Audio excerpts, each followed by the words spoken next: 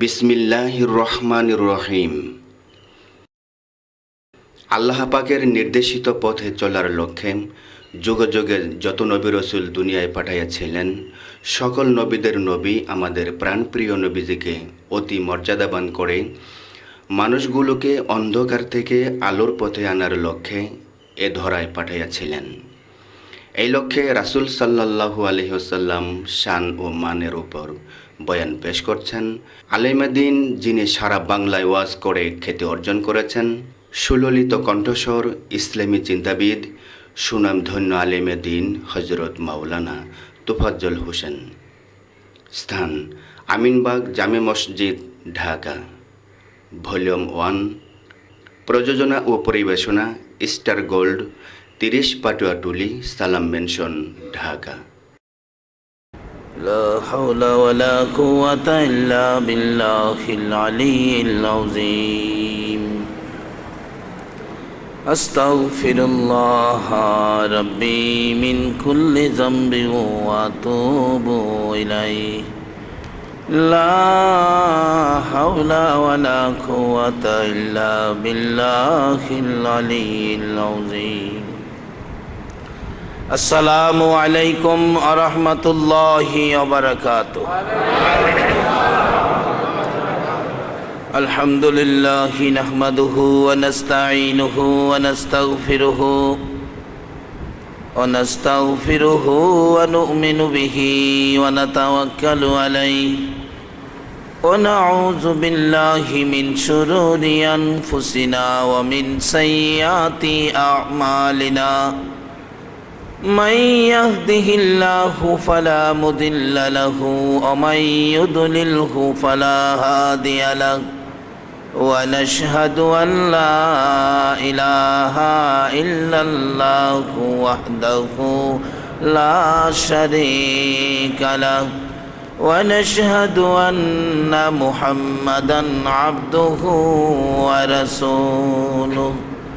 فقد قال الله تعالى في كلامه المجيد والفرقانه الحميد. أعوذ بالله من الشيطان الرجيم. بسم الله الرحمن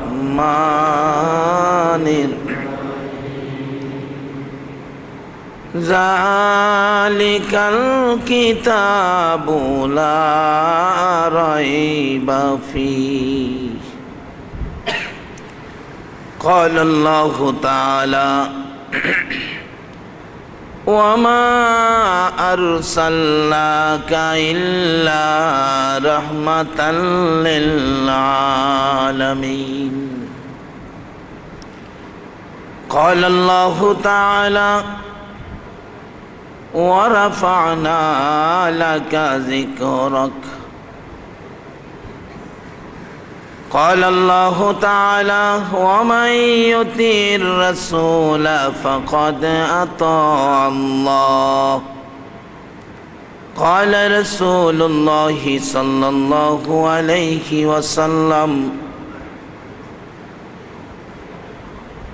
لا يؤمن أحدكم حتى أكون أحب إليه من والده وولده والناس أجمعين. قال رسول الله صلى الله عليه وسلم لولاك لما خلقت الأفلاك. قال الله تعالى في شان حبيبه صلى الله عليه وسلم إن الله وملائكته يصلون على النبي يا أيها الذين آمنوا صلوا عليه وسلموا تسليما. اللهم صل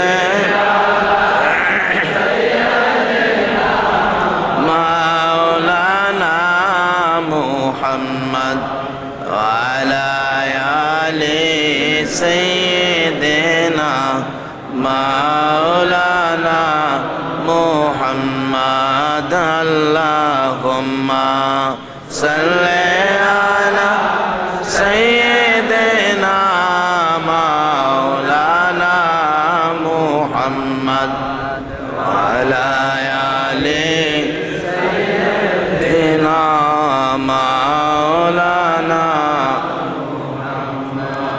নবীর মায়া ছেড়ে মানুষ কোথায় আছো বুঝি না,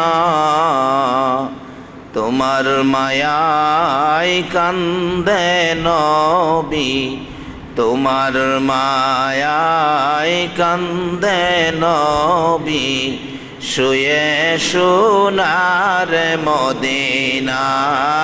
আল্লাহুম্মা সাল্লি আলা সাইয়্যিদিনা মাওলানা মুহাম্মদ ওয়া আলা আলি সাইয়্যিদিনা লা ইলাহা ইল্লাল্লাহ, লা ইলাহা ইল্লাল্লাহ, লা ইলাহা ইল্লাল্লাহ, লা ইলাহা। রোজ হাশরের বন্ধু যিনি, রোজ হাশরের বন্ধু যিনি, সে তো মুদের কৌসর ওয়ালা। লা ইলাহা ইল্লাল্লাহ, ও লা ইলাহা ইল্লাল্লাহ, ও লা ইলাহা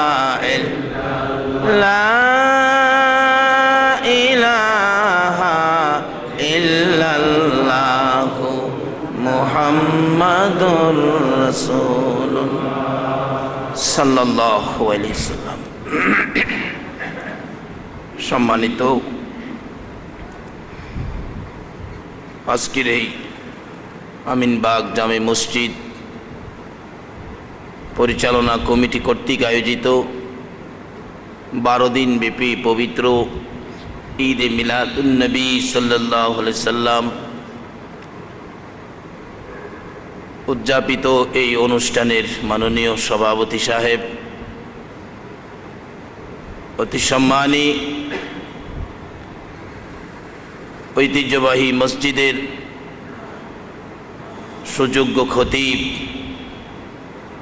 এই মসজিদের সুযোগ্য ইমাম, উপস্থিত আছেন নাইবে নবী, দিগার উলামায়ে কেরাম, বাবার বয়সের মুরব্বিয়ান এজাম, দিনদার ইমানদার যুবক ভাইয়েরা, পর্দার আড়ালের মা ও বোনেরা, সকলের প্রতি আমার সালাম। আসসালামু আলাইকুম ওয়া রাহমাতুল্লাহি ওয়া বারাকাতুহু। এমন এক অনুষ্ঠান আজকে আপনাদের মসজিদে, যে অনুষ্ঠানটার নাম মিলাদুন নবী সাল্লাল্লাহু আলাইহি ওয়াসাল্লাম।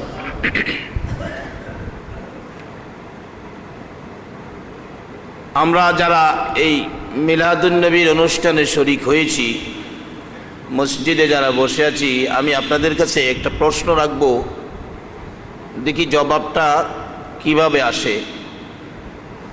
আমরা এই পৃথিবীতে আর কতদিন আমরা থাকব, এই জবাবটা কি কেউ দিতে পারবেন?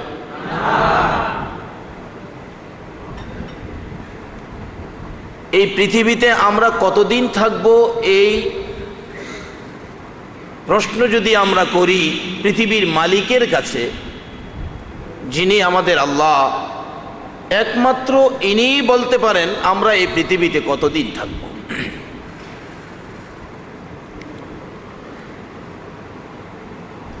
পৃথিবীতে কতদিন ঘুমাবো, কতদিন কি খাবো, এরকম কিছু বলার ক্ষমতা আমাদের নাই। সব কিছু বলার ক্ষমতা হলো ওই মালিকের, যিনি হলেন আল্লাহ। তাইলে আমরা এই পৃথিবীতে একদিন ছিলাম না। আজ থেকে 150 বছর আগের কোনো মানুষ যদি আমরা এই মসজিদে তালাশ করি, বলুন পাওয়া যাবে কি? আজ থেকে বাকি 150 বছর পরে যদি আমাদের কাউরে আমরা কেউ তালাশ করি, বলুন পাওয়া যাবে কি? এই পৃথিবীতে এমন এক সিস্টেম করেছেন ইনি হলেন আল্লাহ। এই আল্লাহ এই সিস্টেম করে পৃথিবী চালাইতেছেন, যার সিস্টেমের মধ্যে পৃথিবীর কোনো শক্তি সিস্টেম করে একটু সময় রদবদল করার ক্ষমতা নাই। যেমন সূর্য উঠতেছে, ডুবতেছে, সূর্যের পাওয়ার বড় করা, বলুন পৃথিবীর কেউ কি পাওয়ারটা কমায়া দিতে পারবে? চন্দ্র উঠতেছে, ডুবতেছে, মালিকের বিধান অনুযায়ী। আমাদের সুবিধার জন্য কেউ এর মধ্যে বেশ কম করার ক্ষমতা নাই। যদিও করতে যাই তাহলে আমাদের মধ্যে ভেজাল ঢুকে। গত বছর রমজানে আমাদের ভৈরব এলাকায় 32 রোজা করা হয়েছে। কাজী নিজেদের সিস্টেম ব্যবহার করতে গেলেই আমাদের মধ্যে ভেজাল ঢুকে। এই সুন্দর সিস্টেম করে চালাইতেছেন যিনি, বলুন এই মালিকটাকে? এই সমস্ত কিছু সৃষ্টি করলেন কে? চলুন আমরা এই মালিককে প্রশ্ন করি, আল্লাহ এত কিছু সৃষ্টি আপনি কেন করলেন? কি দরকার ছিল? আজকে আমরা ঢাকাতে বাড়ি করলে জিজ্ঞেস করলে বাড়িটা এইভাবে সুন্দর করে করতেছেন কি ব্যাপার? দেখবেন মুরব্বী বলবে, বাবারে আমারে 5টা ছেলে দিছে আল্লাহ, মনে বড় আশা 5টা ছেলেরে যদি 5টা বাড়ি করে দিয়ে মরতে পারতাম তাহলে মনে হয় আমার কবরে গিয়েও শান্তি পাইতাম। ছেলে আছে বিদায় বাড়ি করার চিন্তা। তা আমার আল্লাহ কার জন্য এগুলি করলেন? ঢাকা শহরের কোনো একটা মার্কেট থেকে তো আমার আল্লাহ একদিন 10টা টাকা ভাড়া নিতেও আসে নাই। ইচ্ছে করলে বলতে পারতেন এই জায়গা আমার জমিনে তোমরা ভাড়া বাসা বাড়ি করেছো, আমারে কিছু ভাড়া দাও। বলুন কোনোদিন কি আল্লাহর পক্ষ থেকে এই রিপোর্ট কি কারো ঘরে আসছে? তাহলে আল্লাহ এগুলি কেন করলেন? নিশ্চয়ই এর মধ্যে কোনো কারণ আছে। কারণটা যদি আমরা জিজ্ঞেস করি, আল্লাহ রাব্বুল আলামিন হাদিসে কুরসি দিয়ে আমাদের প্রশ্নের জবাব দিবেন, লাউলা কালামা খলাকতুল আফলাক। আমার এই সমস্ত কিছু সৃষ্টির কারণ হলো আমার বন্ধু, আমার দোস্ত, আমার হাবিব, যাকে সৃষ্টি না করলে সৃষ্টিকুলের কিছুই সৃষ্টি করতে পারে না। এই ব্যক্তিকে কেমন? আজকে কারা সেই মিলাদুন নবীর আয়োজন করেন প্রত্যেক বছর? হযরত আবু বকর সিদ্দিক রাদিয়াল্লাহু তাআলা আনহু বলেছেন, যারা এই নবীর আগমনে মিলাদের উপর আনুষ্ঠানিকভাবে আনন্দের সহিত অনুষ্ঠান করে সামর্থ্য অনুযায়ী 1 দিরহাম টাকাও যদি খরচ করে নবীর আগমনে মিলাদের মধ্যে, আবু বকর বলেন আমি তাকে না নিয়ে আল্লাহর জান্নাতে আমি যাব না। আচ্ছা, আপনাদের ধারণা কি আবু বকর নিজে জান্নাতে যাইতে পারবেনি? আল্লাহ ঘোষণা দিয়েছে, বন্ধু তোমার উম্মত আবু বকর যতক্ষণ পর্যন্ত আমার বেহেশতে পাও না দিবে ততক্ষণ পর্যন্ত কোন নবীর উম্মত বেহেশতে যেতে পারবে না। এটা আমার আল্লাহর ঘোষণা। আমার নবীর ঘোষণা কত? যেই আবু বকর মিলাদুন নবীর পক্ষে ছিলেন, নবীকে ভালোবাসতেন, বহু ভালোবাসার স্মৃতি আবু বকরের মধ্যে। তারপর আবু বকর যেদিন দুনিয়ার থেকে বিদায় হবেন, উনি বলেছিলেন আমি মারা গেলে তোমরা আমাকে গোসল দিয়ে কাফন দাফন পর জানাজা শেষে আমি আবু বকরের দেহটা নবীজির রওজার পাশে রাইখা একজনে ডাক দিও, নবীজিকে প্রশ্ন করো যে হুজুর আপনার আবু বকর আপনার পায়ের নিচে রাখলাম, আপনি বলেন আবু বকরকে কোথায় দাফন করব? আচ্ছা, আমরা কি কোনোদিন কেউ মারা গেলে আত্মীয় স্বজন কোনো আত্মীয় স্বজনের কাছে কবরের পাশে যায় এরকম কথা বলার সুযোগ আছে? কিন্তু আমরা যেই নবীর উপর মিলাদুন নবী করতে যাচ্ছি, এই নবীর দরবারে এই কথা বলার অধিকার আমাদের আছে এবং এই কথার সুযোগও রয়ে গেছে। গোসল শেষে কাফন দিয়ে জানাজা শেষ করে আবু বকরের দেহ মোবারক, আবু বকরের দেহখানি নবীজির রওজার পাশে রেখে হযরত আলী রাদিয়াল্লাহু তাআলা ডাকতেছেন, ইয়া রাসূলুল্লাহ আপনার আবু বকর আপনার পায়ের নিচে হাজির, বলুন কোথায় দাফন করব। আবু বকর আপনার পায়ের নিচে রাখলাম, আপনি বলে দেন কোথায় দাফন করব। সাহাবীরা তাকিয়ে আছে, কি জবাব আসে, কিন্তু কোনো জবাব তো আসলো না। আবার ডাক দিলেন, ইয়া রাসূলুল্লাহ, আপনার আবু বকর, আপনার হিজরতের সাথী, গুহার সাথী, যে আবু বকর গুহার মধ্যে 3 বার করে সর্পের দংশনে মৃত্যুর মুখে চলে গিয়েছিল, আপনি নবীকে ঘুম ভাঙায় নাই, কষ্ট দেয় নাই, সেই আবু বকর আজকে আপনার পায়ের নিচে, বলুন কোথায় দাফন করব। কোনো জবাব নাই। তৃতীয়বার হযরত আলী রাদিয়াল্লাহু তাআলা চোখের পানি ছেড়ে ছেড়ে কাঁদতেছেন আর বলতেছেন, ইয়া রাসূলুল্লাহ, আবু বকরের বেলায় যদি কথা না বলেন, আমি আলীর বেলায় জানি কি হয়। এমন সময় দেখা গেল নবীজির রওজা মুবারক থরথর করে কাঁপতেছে। সকল সাহাবীরা রওজা পাকের দিকে নজর দিয়ে কান পেতে রাখলেন, ব্যাপার কি, ঘটনা কি। শোনা যায় মায়ার সুরে রওজার ভিতর থেকে আওয়াজ আসতেছে, আলী, আলী রে, পাগলামি করিস না, কই আমার আবু বকর, আমার আবু বকরকে আমার পাশেই দাফন করে দে। তো আজকে এই কাজগুলি আপনারা করার জন্য এই ঐতিহ্যবাহী শান্তিনগরের আমিনবাগ জামে মসজিদে প্রত্যেক বছর এই অনুষ্ঠানগুলি করেন। যে অনুষ্ঠানে নবী ডাইকা ঢাইকা নিজের পাশে শোয়ান, সেই কাজ করলে আবু বকর বলছেন, আমি আবু বকর ওই মিলাদের পক্ষে যারা 1 দিরহাম টাকা খরচ করবে, তাকে সঙ্গে না নিয়ে আমি আবু বকর বেহেশতে যাব না। তাই আজকে সেই আয়োজন করার তৌফিক এবং সেই আয়োজনে আপনাদেরকে আসার তৌফিক যে আল্লাহ দিলেন, সে আল্লাহর শুকর আদায় করে সকলে বলুন আলহামদুলিল্লাহ। ভাইরা ভাইয়েরা, আলহামদুলিল্লাহর আওয়াজ আরো সুন্দর করতে হবে। আমরা আখিরি নবীর উম্মত। আমি আপনাদের কাছে জানতে চাই, আমরা যে নবীর উম্মত, আমাদের এই নবী কি ছোট নবী না বড় নবী? আচ্ছা দেখি তো, আপনারা যে মিলাদুন নবীতে আসছেন, নবীরে চিনছেন কিনা? আচ্ছা বলুন তো, এই নবী কত বড় নবী? মাশাআল্লাহ। আসলে শহরের মানুষ গ্রামের মানুষের চাইতে খুব চালাক। আর যেখানে ইমাম সাহেব হুজুর আছেন, তারপরে আন্তর্জাতিক ব্যক্তিত্ব, সারা বাংলার পরিচিত জনাব আমার শ্রদ্ধাভাজন বন্ধুবর কাফিলউদ্দিন সরকার সাহেব যেখানে আছেন, আসলে আপনাদের জ্ঞান গরিমাই অন্যরকম। গ্রাম এলাকায় মাহফিলে গেলে হাজার হাজার মানুষ, 20,000 30,000 মানুষ, কিন্তু তারা জবাব দেয়, হুজুর আমাদের নবী তো অনেক বড়, অনেক বড়। এই কথাটা আমার নবীর বড়ত্বের বেলা হয় না। একটা মসজিদ বড় দেখলেও তো মানুষে বলে মসজিদটা অনেক বড়। আচ্ছা বলুন, আমাদের নবী কি মসজিদের সমান বড়? আসলে এই নবী যে কত বড়, আজকে যেই নবীর শানুমান শোনার জন্য আপনারা বসে আছেন, আমার সাবজেক্টও হলো নবীজির শানুমান। সুবহানাল্লাহ বলো। আমার আল্লাহ বলেন, এই নবী যে কত বড় নবী, আমরা যে কত বড় নবীর উম্মত। আল্লাহ নিজে বলতেছেন, আমার এই নবী যে কত বড় আমি আল্লাহই জানি, কোনো মাখলুক জানে না। কোরআন শরীফে আল্লাহ একটা ঘোষণাও দিয়ে রাখলেন এই প্রসঙ্গে। আল্লাহ বলছেন, বন্ধু তুমি যে কত বড় আমি আল্লাহ জানি, কোনো মাখলুক জানে না। তাই ঘোষণার দ্বারা বুঝাইলেন, শোনো বন্ধু তুমি কত বড়, আমি আল্লাহ যত জায়গায় রাব্বুল আলামিন, তুমি নবী হইলে তত জায়গায় রাহমাতাল্লিল। এত বড় নবীর উম্মতের আওয়াজ যদি এত ছোট হয়, এজন্যই আমরা রে ঘূর্ণিঝড় সিডরে মারে। এই নবীর পরিচয় দেন, এই নবীর পরিচয় সেট করেন, কোথায় যাবেন?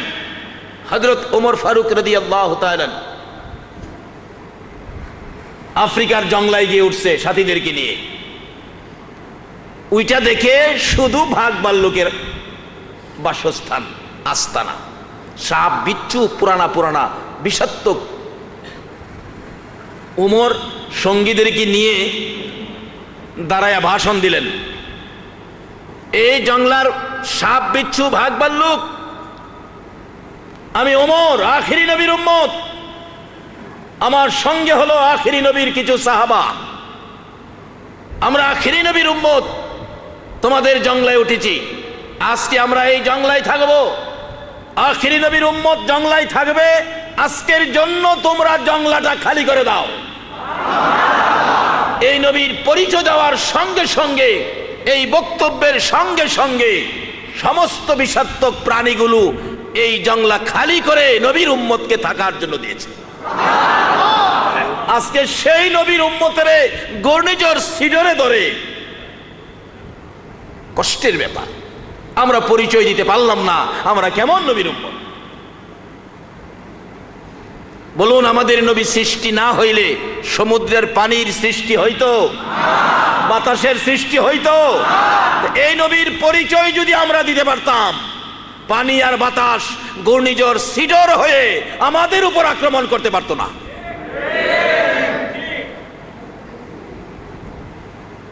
তার বাস্তব, এই নবীর উম্মতে আঙ্গুল ইশারা করলে পানি ওঠে। হযরত ওমর ফারুক রাদিয়াল্লাহু তাআলা আনহুর জীবনী। ওমর যখন মদিনার শাসক, মিশর রাজ্য জয় হওয়ার পর মিশরের গভর্নর নিযুক্ত করলেন। মিশরে একটা প্রথা ছিল, নীল নদের পানি এক মায়ের এক মেয়ে কুমারী দিয়ে নীল নদ থেকে পানি আনতে হইত। এক মায়ের এক মেয়েকে সাজায়া সুসজ্জিত করে নদীতে নিক্ষেপ করলে নীল নদের পানি আসতো। কিন্তু মুসলমানদের আয়ত্তে আসার পরেও তারা ওই আগের সিস্টেম চালু রাখলেন। এক মেয়েকে সাজায়া ঢোল ডাঙ্কর বাজায়া যাইতেছে নীল নদী নিক্ষেপ করবে। মেয়েটার আত্মীয় স্বজন কান্নাকাটি করতেছে, যারা এর বিনিময় পানি পাবে তারা তো খুশি, হাসি ঠাট্টা করতেছে। কিন্তু মুসলমান গভর্নরের চোখে পড়ল একটা অনুষ্ঠান, কি যেন ঢোল ডাঙ্কর বাজে, কেউ কাঁদে কেউ হাসে। উনি দৌড়ায় গিয়ে জিজ্ঞেস করলেন, কি ব্যাপার হুজুর? এই ঘটনা, মেয়েটাকে আমরা নিক্ষেপ করব কেন? পানির জন্য? না, অসম্ভব। নীল নদে কুমারী নিয়ে পানি দিবে, এটা আমরা মুসলমান মেনে নিতে পারি না। বন্ধ করো, এক কদম সামনে যাবা না। বন্ধ করে দিলেন, বাড়িতে চলে গেলেন। মানুষ তো সমালোচনা আলোচনা চলছে, কি গভর্নর আসলো পানি পাবো না, কুমারী দিতে দিল না। গভর্নর সাহেব চিঠি লিখলেন মদিনায়, আমিরুল মুমিনিন, খলিফাতুল মুসলিমিন, এখানে এই প্রথা চলতেছিল, কুমারী দিয়ে নীল নদের পানি আনে, আমি এটা বন্ধ করে দিলাম, কাজটা আমি কি করলাম? ওমর বলেন, যা করেছো ঠিক করেছো। নীল নদের এত কি ক্ষমতা সেই কুমারী নিয়ে পানি দিবে? দাঁড়াও, আমি নীল নদের কাছে আমি ওমর চিঠি পাঠাইতেছি। বলুন, পৃথিবীর এমন কোন শক্তি আছে কিনা চিঠি দিয়ে নদীর পানি আনতে পারে? একমাত্র ওই ব্যক্তি আনতে পারে যারা চিনেছে, যাদের কাছে আছে ওই নবী, নবী মুহাম্মদুর রাসূল। ওই নবীকে যারা চিনেছে, নবীর পরিচয় যাদের মধ্যে আছে, তাদের হাতের চিঠি পাইলে নীল নদের পানি আসতে হয়। ওমর চিঠি লিখে দিলেন, চিঠি পৌঁছে গেছে, নীল নদের চিঠি, বিসমিল্লাহির রহমানির রহিম। চিঠির নমুনা দেখেন, কি লিখলো? বিসমিল্লাহির রহমানির রহিম। আজকে আমরা মুসলমান তো এই শব্দটা ব্যবহারই করি না, মুখে তা যায় তাই ব্যবহার করি। আর বর্তমানে যুবকেরা, আগেকার দিনে মুরব্বীরা চিঠি লেখে, চিঠির প্রথমে লিখতেন বিসমিল্লাহ, অথবা লেখছে এলাহি ভরসা। মুরব্বীরা চিঠি লেখে এলাহি ভরসা। এখনকার দিনে চিঠি লিখতে কি রং বেরঙের কাগজ, পেট বেরিয়ে গেছে, পেটের উপরে লেখা আছে তোমাকে ভুলি নাই, ভুলে নাই বলে ভুলাইব। সিস্টেম এই নয়, মুসলমানদের সিস্টেমের আওতায় আসুন। ওমর চিঠি লিখেছে বিসমিল্লাহির রহমানির রহিম। এই দরিয়ায় নীল, আমি ওমর আল্লাহর নামের উপর চিঠি পাঠাইলাম। লম্বা চিঠি, সংক্ষেপ। চিঠি পাওয়া মাত্র তোমার পানি প্রবাহিত হইতে হবে। চিঠি পৌঁছে গেলেন, গভর্নর সাহেব ডাকতেছেন, আসেন, আপনারা পানির ব্যবস্থা হয়েছে। লোকজন বলে, হুজুর কুমারী দিবেন না, কিভাবে আনবেন পানি? এই যে চিঠি। আশ্চর্য, চিঠি দিলে পানি আসবে? আসেন না দেখেন। হাজার হাজার লোক নীল নদের পারে জড়ো হয়ে গেল। ওমর ফারুক রাদিয়াল্লাহু তাআলা আনহুর চিঠি নীল নদের পানির কাছে পৌঁছতে দেরি, আল্লাহর কসম মুহূর্তের মধ্যে পানি আসতে শুরু করে দিল, দেরি হল। সেই উমর চিনতেন এই নবীকে, যেই নবীকে কটাক্ষ করলে, যেই নবীর শান ও মানের উপর বেয়াদবি করলে আপন পিতার কল্লা কেটে দিয়েছিলেন। আজকে আমরা চিনি না সেই নবী। যদি এই নবীর পরিচয় দিতে পারেন, বাঘের কাছে বাঘ আপনাকে সালাম দিবে। বহু ঘটনা আছে। আজকে সেই নবীর উম্মতের বিপদ কেন? ঘূর্ণিঝড় সিডর কেন? পানির স্বভাব হলো, পানির স্থান হলো সমুদ্রে থাকবে, নদীতে থাকবে, মানুষ বাড়িতে থাকবে। আজকে পানি কেন মানুষের বাড়িতে আসে? মানুষ কেন সমুদ্রে ভাসে? চিনলাম না এই নবীকে, যেই নবীর শান ও মান আমার আল্লাহ সমস্ত মাখলুকাতের কাছে এক শব্দে ঘোষণা করে দিয়েছে, ওমা আরসালনাকা ইল্লা রাহমাতাল লিল আলামিন। বলতেছিলাম সেই নবীকে আমাদের চিনতে হবে। যদি নবীকে চিনতে পারেন তাহলে কোথাও কোনো সমস্যা হবে না। তাইলে নবীকে চিনতে গেলে আমি প্রশ্ন রাখলাম, আমাদের নবী কত বড়? মাশাআল্লাহ, আপনারা সুন্দর উত্তর দিয়েছেন।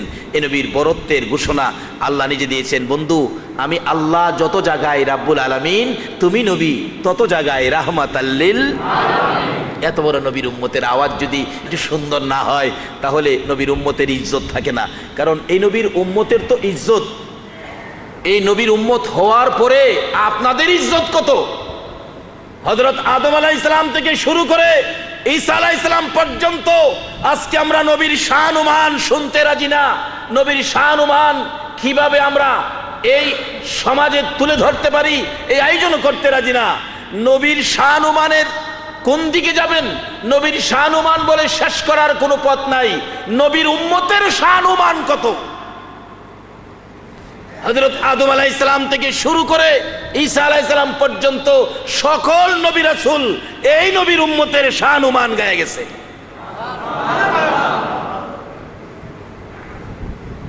নবীজি হাদিসে বলেছেন, উলামা ও উম্মতি কা আম্বিয়াই বনি ইসরাইল। আমার উম্মতের উলামাগণের মর্যাদা হবে বনি ইসরাইলের সম্মানী পয়গম্বরদের মতো। এই ওয়াজ মুসা আলাইহিস সালাম শুনে আমার নবী মেরাজের সফরে 6 নাম্বার আকাশে প্রশ্ন করে বসলেন, ইয়া রাসূলুল্লাহ, আপনারা একটা ওয়াজ বলেছেন আপনার উম্মতের উলামাগণের মর্যাদা হবে বনি ইসরাইলের পয়গম্বরদের মতো। হ্যাঁ বলছি তো হুজুর, এটা আপনার কথা মানি, কিন্তু বুঝে আসে না। তারা হবে উম্মত, আমরা হলাম নবী রাসূল, মর্যাদার দিক দিয়ে কাছাকাছি হবে, এটা কিভাবে বুঝে আসে না। আমার নবী বলেন, ও মুসা আলাইহিস সালাম, আপনি কি আমার উম্মতের সাথে কথা বলে জানতে চান, পাওয়ারটা বুঝতে চান? তো ভালোই হয়, একটু দেখা করে দেখি আপনার উম্মতের সাথে দেখা করে। নবীজি 6 নাম্বার আকাশ থেকে ডাকতে শুরু করলেন, ইয়া গাজ্জালি, ইয়া গাজ্জালি, ইয়া গাজ্জালি। ইমাম গাজ্জালি সাহেব রহমাতুল্লাহ আলাইহি নবীজির ডাকে রূহের জগৎ থেকে 6 নাম্বার আকাশে হাজির হয়ে গেছে। মুসা আলাইহিস সালামের সামনে হাজির। হুজুর, লাব্বাইক ইয়া রাসূলুল্লাহ, আমি হাজির, আমাকে ডাকছেন কেন? ও মুসা নবী তোমার সাথে কথা বলবে, আমার উম্মতের পরিচয়, আমার উম্মতের ক্ষমতা কত দেখবে। হাজির হয়ে গেলেন। মুসা আলাইহিস সালাম জিগায়, তোমার নাম কি? আমরা ছোট বাচ্চা পাইলে তো প্রথম নামই জিগাই, বাবা তোমার নাম কি, লেখাপড়া করো, কোন ক্লাসে পড়ো, এরকম জিগাই না। মুসা নবী জিগায়, বাবা তোমার নাম কি?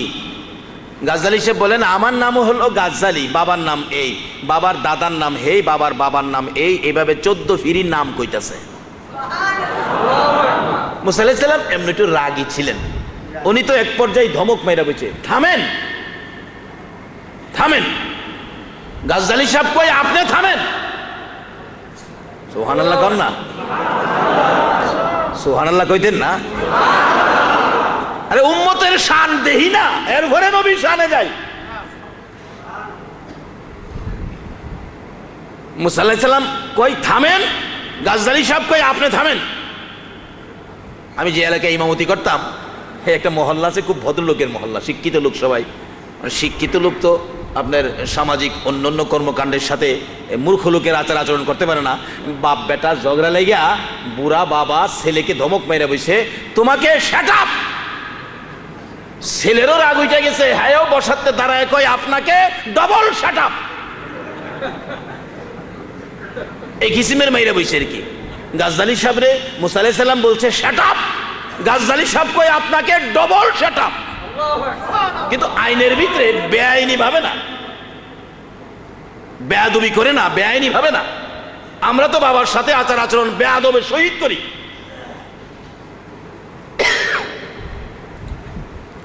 মুসা আলাইহিস সালাম জিগায়, আমি থামবো কেন? কয়টা আমারে থামান কে লিগা? কয় তোমারে থামাই যে তোমারে জিগাইছি তোমার নাম কি, একটা কথা জিগাইছি, তুমি বললেই হয় আমার নাম গাজ্জালি। তুমি তোমার নাম, বাবার নাম, দাদার নাম, দাদার বাবার নাম, বাবার দাদার নাম, 14 পীরের নাম কইতেছো, আমি কি তোমারে এতগুলো জিজ্ঞেসছিলাম? গাজ্জালি সাহেব বলেন, হুজুর এই জন্য রাগ হয়ে গেলেন? একটা জিজ্ঞেসেন, কয়েকটা বেশি বললাম এই জন্য? তা আমিও সৃষ্টি, আপনিও সৃষ্টি। আমি একটা কথা জিগাইলেন আমাকে, আপনি দুইটা বেশি বললে আপনার রাগ উইটা গেল। আচ্ছা, আপনাকে যে আমার আল্লাহ স্রষ্টা যেদিন জিজ্ঞেস করেছিল, অমা তিলকা বিয়ামিনিকা ইয়া মূসা, ও মূসা তোমার হাতে কি, একটা কথাই তো জিগাইছিল, আপনি একটা বললেই পারতেন, আপনি কয়টা বলছিলেন?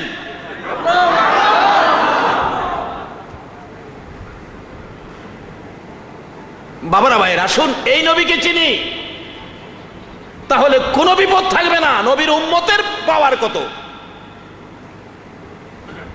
মুসা আলাইহিস সালাম কো, ইয়া রাসূলুল্লাহ, হ্যাঁ ইয়াসিন কই এই সময়? কয় না, কি মিথ্যা কইছে? কয় না হুজুর, মিথ্যা তো কইছে না। কয় আপনারে একটা জিগাইছি হাতে কি, আপনি বললেই পারতেন। কলা হিয়া সই, এটা আমার হাতে লাঠি, কিন্তু আপনি কি বলছিলেন?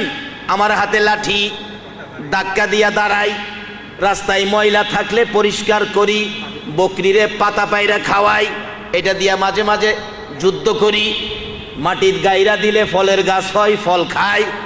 ও মুসা নবী, একটা কথা আমাকে জিগাইলেন, দুইটা বেশি বললে আপনার রাগ উঠে যায়। আমার আল্লাহ একটা জিগাইছিল, এতগুলো কথা আল্লাহর সাথে বললেন, সেটা কি ভালো হয়েছে? সেটা কি আপনার উচিত হয়েছে? মুসা আলাইহিস সালাম, হুজুর বুঝছি আপনার উম্মতের ভাবার চেয়ে বেশি, এবার আপনার উম্মতেরে আপনি থামান, থামান। নবীজি পিঠের উপর এভাবে থাপ্পড় দিয়ে বলছিলেন, খামোশ। যেদিন ইমাম গাজ্জালি দুনিয়ায় ভূমিষ্ঠ হবে, গাজ্জালি সাহেবের মা বলেন, আমার গাজ্জালি যখন ভূমিষ্ঠ হয়েছে, আমি দেখি আমার গাজ্জালির পিঠ থেকে রোশনি বাহির হইতেছে, আলো বাহির হইতেছে। কি হলো, কিসের আলো আমার গাজ্জালির পিঠে? পিঠের দিকে তাকাইয়া দেখি, দয়ারে নবী, মায়ারে নবী, রহমতের নবী, বরকতের নবী, রাহমাতাল লিল আলামিন নবী, ওই 6 নাম্বার আকাশে রূহের জগৎ থেকে এসে মুসা নবীর সাথে কথা বলার পর আমার নবী যে থাপ্পড় দিয়েছিলেন, নবীজির 5 আঙ্গুল মুবারকের দাগ ওই পিঠের মধ্যে এখনো আছে, ওই দাগ থেকে রোশনি আলো বাহির হইতেছে। এই নবীর উম্মত হন না, উম্মতের শানুমান কত দেখুন।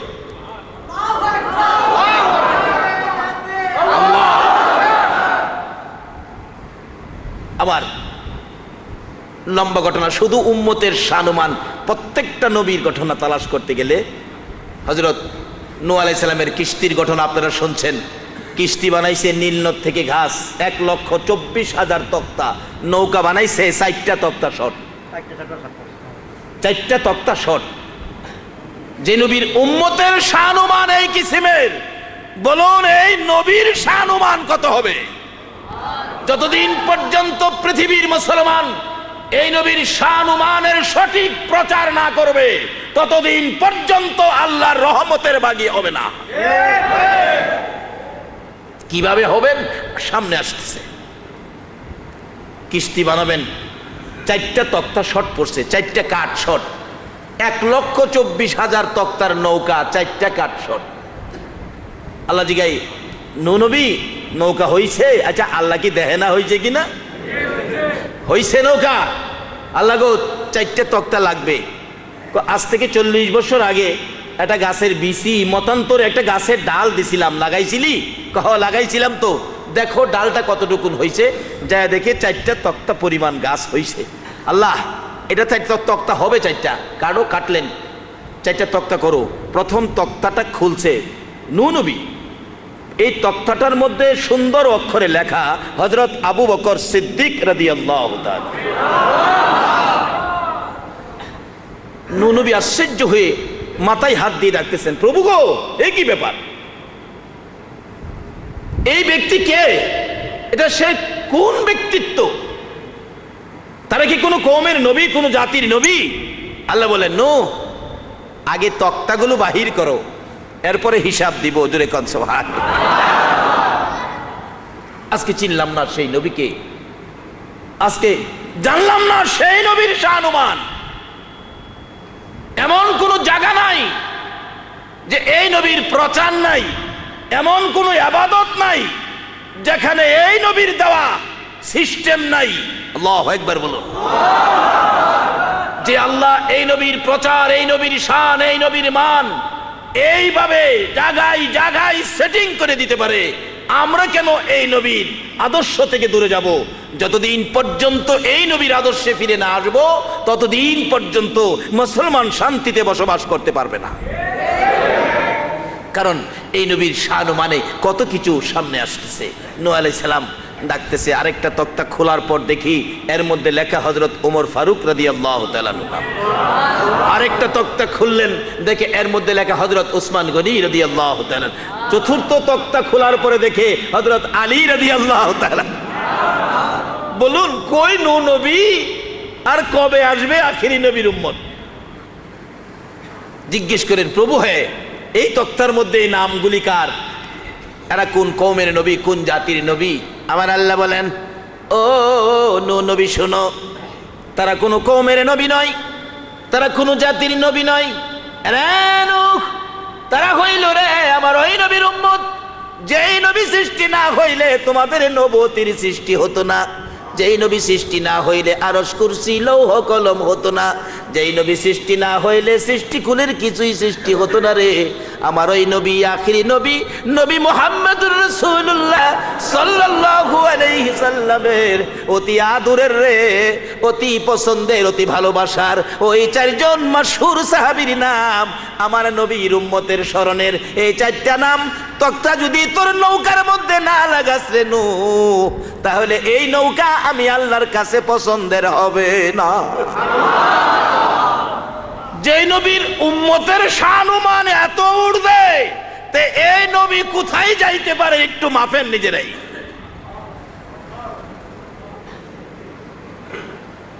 তাই এই শানে আমি একটা গজল বানাইছি, কমু কমু।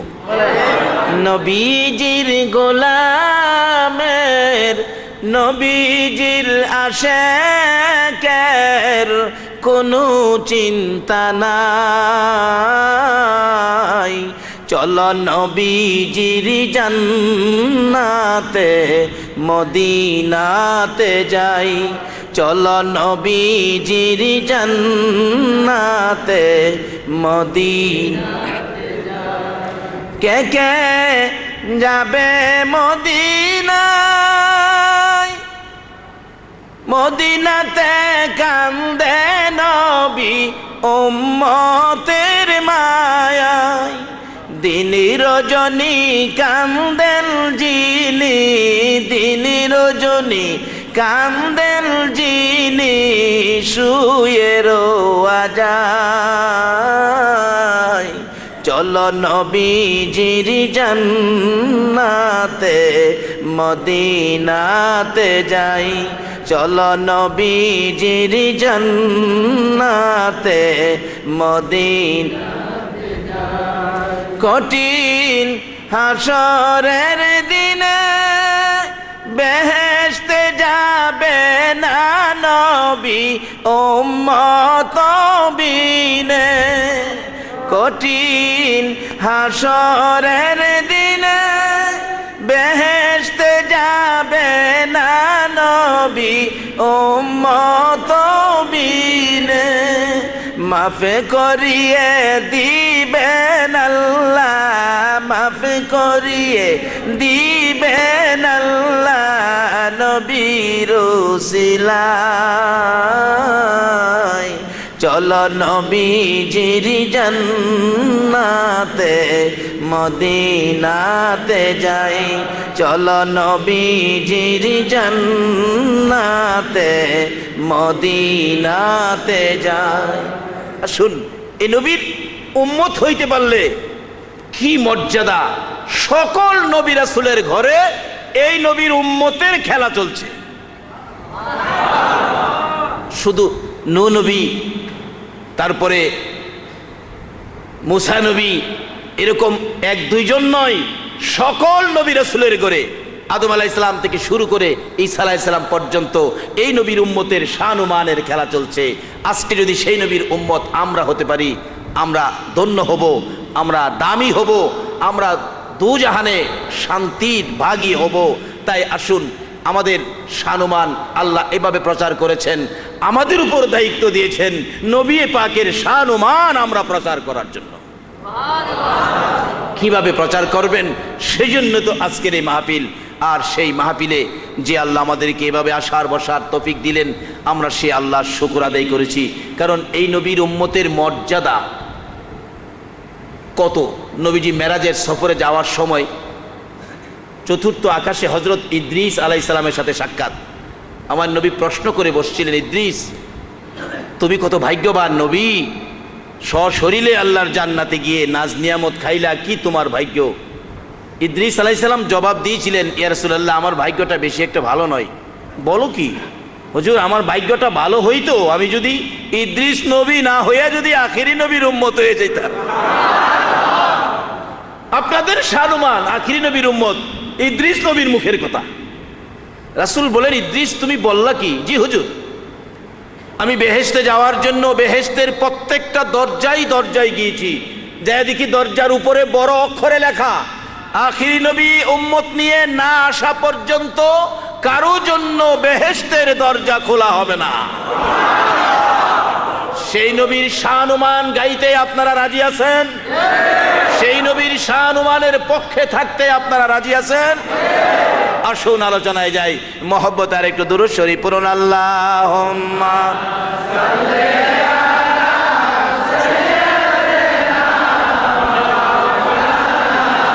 মুহাম্মদ ওয়া আলা আলি সাইয়্যিদিনা মাওলানা মুহাম্মদ। আল্লাহুম্মা সাল্লি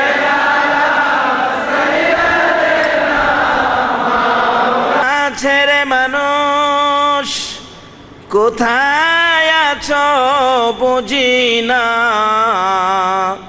তোমার মায়ায় কান্দে নবী, তোমার মায়ায় কান্দে নবী, শুয়ে সোনার মদিনা। আল্লাহ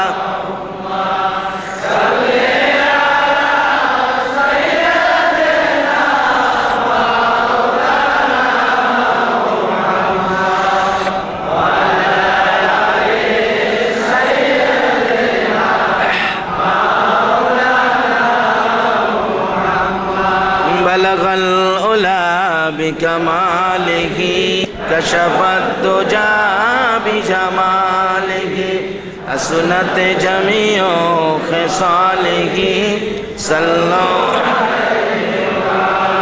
بلغ العلا بكماله كشف الدجى بجماله حسنت جميع خصاله صلوا